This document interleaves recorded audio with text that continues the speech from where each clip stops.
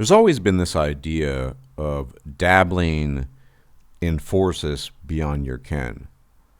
And a lot of that is best embodied in fantasy tradition and literature. The idea of an arcane practitioner who is dabbling in, say, the dark arts of necromancy, or at the very least attempting to do things that he should not be doing simply for the reason that he's incompetent. He simply cannot master the material in question, or overshooting.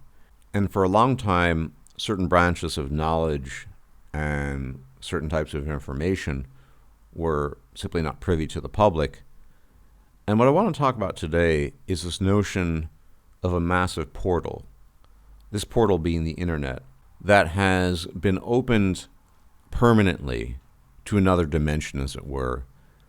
And now each and every individual, whether he's a magus or not, whether he is a proficient practitioner of the arcane arts or not, has in theory access to the contents of this portal and all the things that are flooding in from this portal. Now, in the earlier days of the internet, the contents of the portal were filtered. It was a much smaller portal, and the people who had access to it and the people who perused it were also smaller and fewer in number. And what specifically I'm referring to, I'm referring mostly here to red pill knowledge, the dark and forbidden arts of modernity, as it were. The things that people might have talked about in hushed whispers back in the day, but things that are all too common knowledge in the current year. But in the earlier days of MGTOW and the red pill sphere, the portal was small, and the people that were receptive to the contents of the portal, this portal of knowledge, the portal of the knowledge of the forbidden arts, it was in general by default a smaller crowd because a lot of people might have heard these things and just moved on. They were not receptive in a way to it that it seems these days far more people are, which is to say a lot of people might have heard these things, but not only were they not receptive, they just dismissed it outright. It wasn't that important. The people who really partook of the red pill were the people that were looking for answers. They were actively seeking after the dark arts. But now the portal is massive. It is open for all comers. What have we really seen as a consequence of this portal having been opened for everyone, specifically people not seeking out the type of knowledge contained within, but also more broadly, what does this mean? Well, what it has meant has been a type of derangement, a type of mass derangement. So by way of analogy to the fantasy realm again, there might have been certain wizards and mages that had access to certain types of knowledge and certain types of spells. But for all intents and purposes, everyone has access to these spells and incantations in theory, but only very few can handle it. And by that I mean not necessarily in terms of competence, but in terms of psychological profile. Now, what I'm about to say might be somewhat controversial for some people, though I don't think it is at all. And I've changed my view on this over the years, almost certainly. But there is this notion regarding religion that the utility of religion might exceed whatever claims to truth it might have. And I am inclined to believe this in many, many cases, which is to say it doesn't matter a whit if your view of life is from getting from A to Z, whether or not something is necessarily true for another individual, I'd say, inasmuch as that person is helped by it. So does it really matter or not if the tenets of Hinduism or Christianity are true? It might for certain people. It would to me. That's why I can't believe in these things. I don't believe they're true.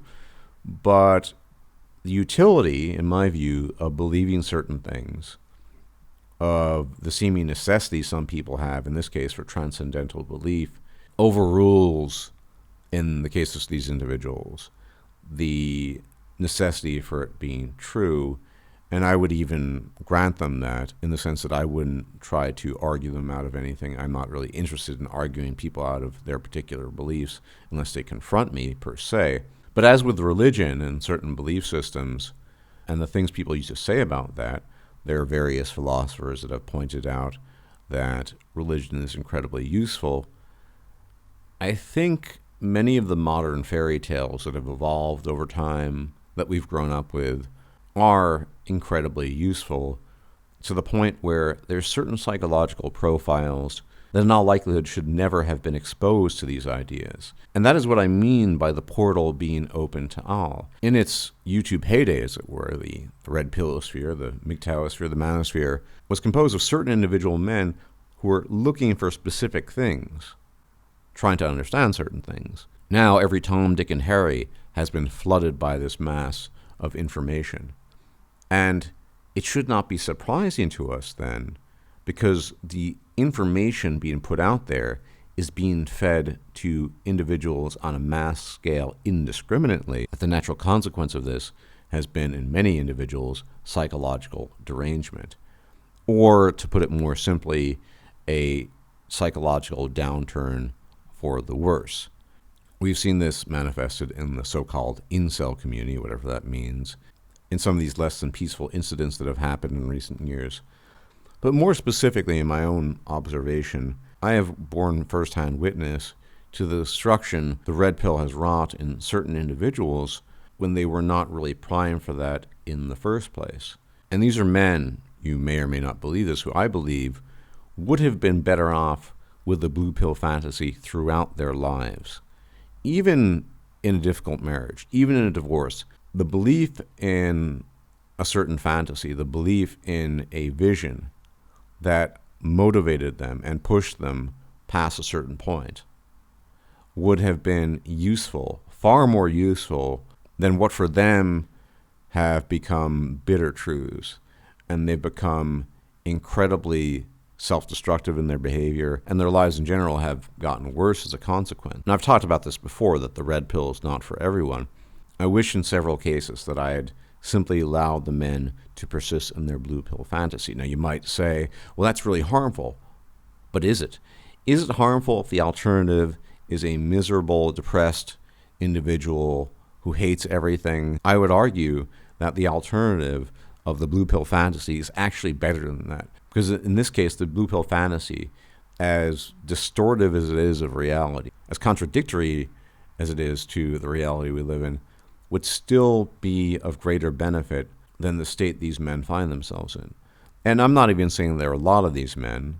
There may be, but there are some of these men. And this was only in regards to men I had personal conversations with, interactions with, etc., etc. I truly wish that they had continued on their blue pill journey.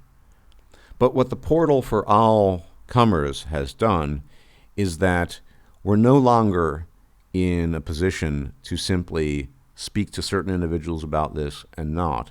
People of all sorts and stripes are being exposed to these ideas on a daily basis. And some of them arguably should never have been exposed in the first place, as has been the case with some individual men I mentioned, and some of them far too early, because they're being exposed at age 12 and 13, and they lack the grounding and experience to properly absorb and process these ideas. And this is what's happened as a consequence of the internet. The portal has been open to all, and everyone is attempting to practice the arcane magic, but very few people can without the magic destroying them effectively. As a mage, that is what will happen if you try to go beyond your limits. And I think going forward, we need to be very, very aware of the types of people we speak to with respects to red pill ideas and the impact it's going to have on their lives. Because retrospectively, I can look at conversations I've had with men that I know, could I have gone back in time, I would have spared them the conversation. I would have just allowed them to continue on their blue pill journey, not to harm them, but to help them. Because that hope that they had, that fantasy they had, was more useful than every bit of truth a red pill could have delivered to them. Because rather than being positively transformative, the red pill has been negatively transformative. It's turned them into miserable individuals who are content with nothing, and there's no way out of it. Because once again, once you leave that matrix, there's no real going back, and with the portal being perpetually open, there's no way you could escape anyway. And I think what we're going to see in the coming years is an increased amount of derangement by men, frankly speaking, who cannot handle certain truths in much the same way a religious fanatic probably could not deal with the likelihood that his religion and his metaphysical claims are not true. They're better off just believing in what they think is true, because that's going to get them from A to Z. That's going to get them from the first point in life to the end point in life, and it'll keep them going. And I realize this might be a controversial view, but I think it's necessary to talk about. We no longer have the luxury of dispensing quote-unquote red pills indiscriminately and assuming it serves some sort of greater good, rather than making the much more reasonable and safe assumption that red pills serve individual men in different ways, and some men are not served by the red pill at all. Anyway, gentlemen, thanks for tuning in. If I'm still alive and feeling sufficiently hale, I will check you out later. And as always, may the gods watch over you. Bye-bye.